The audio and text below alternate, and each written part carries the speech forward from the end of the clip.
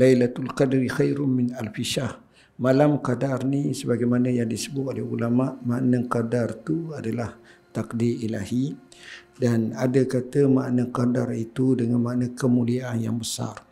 Jadi kedua-duanya sahih, dua-duanya masyhur, yang mana bila sebut lebih baik daripada 1000 bulan. Satu anugerah Allah kepada kita.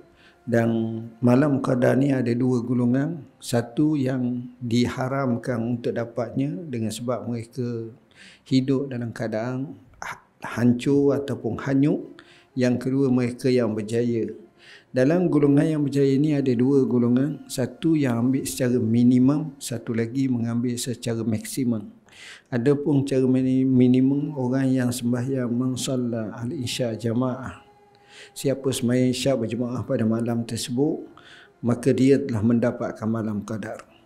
Sedangkan yang dimaksudkan dengan cara maksimum bukan sekadar itu, dia berjaga malam, dia sembahyang yang lain lagi, dia qiyam malam tersebut sebagaimana dalam hadis Nabi SAW, man qama lailatul qadr imanan wa ihtisaban ghufira lahu ma taqaddama min zambi.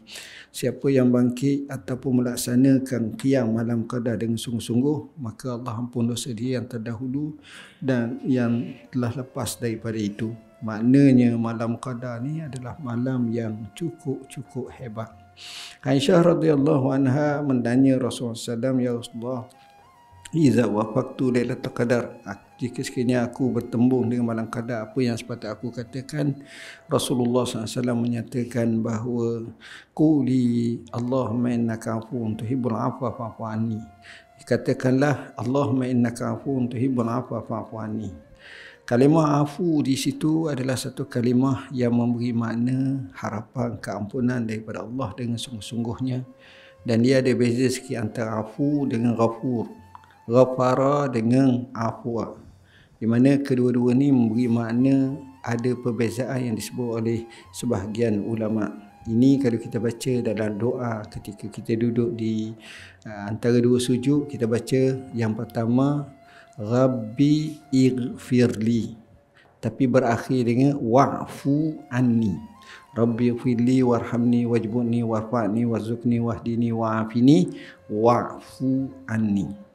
Kalau yang pertama Rabbi ighfirli, kata ulama biasanya ada dosa, ada yang sengaja, ada yang tak sengaja seumpamanya.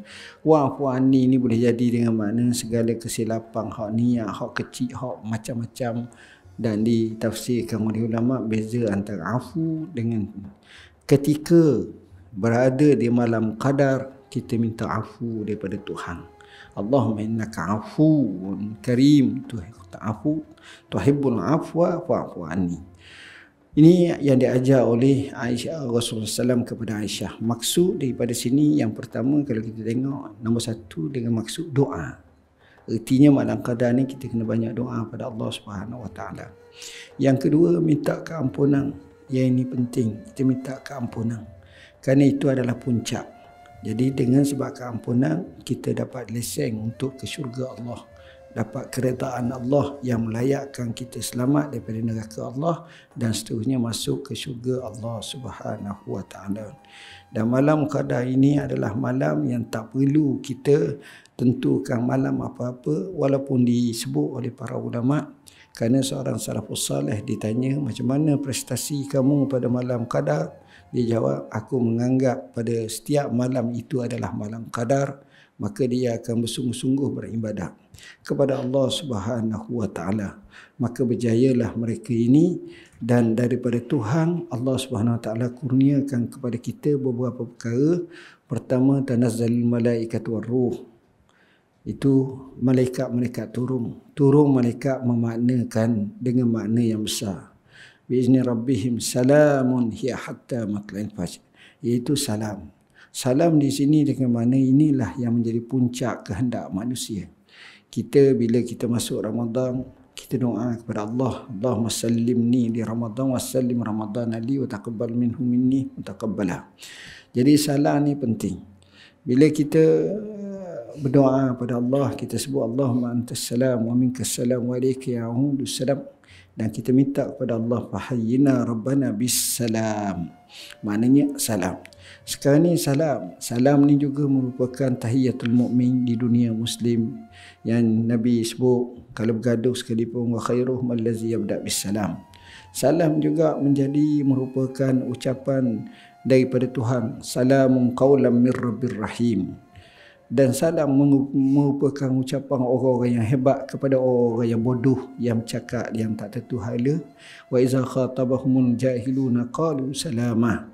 Dan salam ini merupakan lugah ahli jannah, yang antara satu bila bertemu mereka akan salam dan ucapan-ucapan yang baik. Jadi bila dapat salam sejahtera ni, salam sama ada dari semua segi, terutama dari segi agama, terutamanya dari segi kesihatan, sama ada dari segi mental, sama ada dari segi harta benda, sama ada dari segi kehidupan. Salam, kita doa kepada Allah Subhanahu Wa Taala, Allahumma inna nas'aluka salamatan fid din. Kita minta selamat juga dalam agama kita. Jadi Nabi SAW bila tengok ahli-ahli neraka ataupun umatnya yang nak menitah, dalam riwayat sahih, riwayat Bukhari menyebut Allahumma sallim, ya Allah selamatkanlah.